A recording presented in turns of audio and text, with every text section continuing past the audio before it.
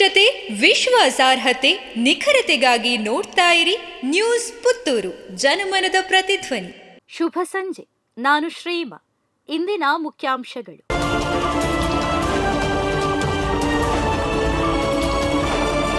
June 1ರಿಂದ 7ರವರೆಗೆ ಪುತ್ತೂರಿನಲ್ಲಿ ಶ್ರೀಮದ್ ಭಾಗವತ ಪ್ರವಚನ ಸಪ್ತಾಹ. ಬಹುವಚನಂ ಪುತ್ತೂರು, ಡಿಜಿಎಲ್ ಆಚಾರ್ಯ ಜನ್ಮಶತಾಬ್ದಿ ಸಮಿತಿ, ಅಂಬಿಕಾ ಸಮೂಹ ಶಿಕ್ಷಣ ಸಂಸ್ಥೆಗಳು ಹಾಗೂ ಸ್ವಾಮಿ ಕಲಾಮಂದಿರದ ಆಶ್ರಯದಲ್ಲಿ 7 ದಿನಗಳ ಶ್ರೀಮದ್ ಭಾಗವತ ಪ್ರವಚನ ಸಪ್ತಾಹ ಜೂನ್ 1ರಿಂದ 7ರ ತನಕ ಪುತ್ತೂರು ತೆಂಕಿಲ ದರ್ಶನ ಕಲಾಮಂದಿರದಲ್ಲಿ ನಡೆಯಲಿದೆ ಎಂದು ಜಿಎಲ್ ಸಮೂಹ ಸಂಸ್ಥೆಗಳ ಆಡಳಿತ ನಿರ್ದೇಶಕ ಬಲರಾಮ್ ಆಚಾರ್ಯ ತಿಳಿಸಿದ್ದಾರೆ. ಬುಧವಾರ ಪತ್ರಿಕಾಗೋಷ್ಠಿಯಲ್ಲಿ ಅವರು ಮಾತನಾಡಿ, ಶ್ರೀಮದ್ ಭಾಗವತ, ಗರುಡ ಪುರಾಣಗಳ ಕುರಿತು ಭಾರತೀಯ ಆಧ್ಯಾತ್ಮದ ಬಗ್ಗೆ ಮುಂದಿನ ತಲೆಮಾರುಗಳಿಗೆ ತಿಳಿಯಪಡಿಸುವುದೇ ಸಪ್ತಾಹದ ಉದ್ದೇಶವಾಗಿದೆ. ಸನಾತನ ಧರ್ಮದ ಅರಿವನ್ನ ನೀಡುವ ಆಲೋಚನೆಯಿಂದಲೂ ಈ ಪ್ರವಚನವನ್ನ ಏರ್ಪಡಿಸಲಾಗಿದೆ ಎಂದು ತಿಳಿಸಿದರು. ಹಿಂದೂ ಮುಖಂಡ ಶರಣ್ ಪಂಪ್ವೆಲ್ ಪೊಲೀಸರ ವಶಕ್ಕೆ ರಾತ್ರಿಯೇ ಜಾಮೀನು ಮಂಜೂರು. ಸುಹಾಸ್ ಶೆಟ್ಟಿ ಹತ್ಯೆ ಹಿನ್ನೆಲೆಯಲ್ಲಿ ಮಂಗಳೂರು ಬಂದ್ಗೆ ಕರೆ ನೀಡಿರುವ ವಿಚಾರಕ್ಕೆ ಸಂಬಂಧಿಸಿದಂತೆ ವಿಶ್ವ ಹಿಂದೂ ಪರಿಷತ್ ಮುಖಂಡ ಶರಣ್ ಪಂಪ್ವೆಲ್ ಅವರನ್ನ ಮಂಗಳವಾರ ರಾತ್ರಿ ಬಂಧಿಸಿದ್ದಾರೆ. ಕದ್ರಿ ಠಾಣೆ ಪೊಲೀಸರು ಶರಣ್ ಪಂಪ್ವೆಲ್ ಅವರನ್ನ ಬಂಧನಕ್ಕೆ ಒಳಪಡಿಸಿದ್ದಾರೆ.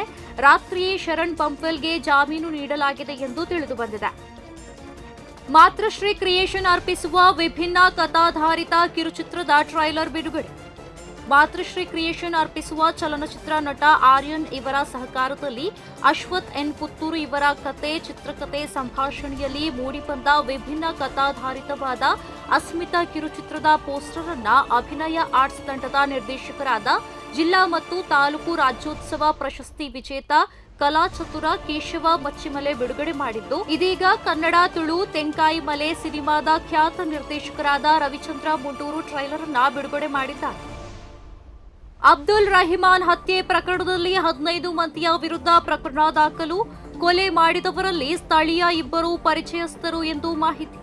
ಬಂಟ್ವಾಳ ತಾಲೂಕಿನ ಕುರಿಯಾಳ ಗ್ರಾಮದ ಈರಾಕೋಡಿ ಎಂಬಲ್ಲಿ ಕೊಳತ್ತ ಮಜಲು ಜುಮ್ಮಾ ಮಸೀದಿ ಕಾರ್ಯದರ್ಶಿ ಹಾಗೂ ಪಿಕಪ್ ಚಾಲಕ ಅಬ್ದುಲ್ ರಹಿಮಾನ್ ಹತ್ಯೆ ಮತ್ತು ಕಲಂದರ್ ಶಾಫಿ ಎಂಬವರ ಮೇಲಿನ ಕೊಲೆಯತ್ನ ಪ್ರಕರಣ ಸಂಬಂಧ ಸ್ಥಳೀಯ 2 ಸೇರಿ 15 ಮಂದಿಯ ವಿರುದ್ಧ ಬಂಟ್ವಾಳ ಗ್ರಾಮೀಣ ಪೊಲೀಸ್ ಠಾಣೆಯಲ್ಲಿ ಪ್ರಕರಣ ದಾಖಲಾಗಿದೆ.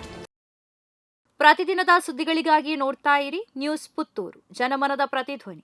ಧನ್ಯವಾದಗಳು.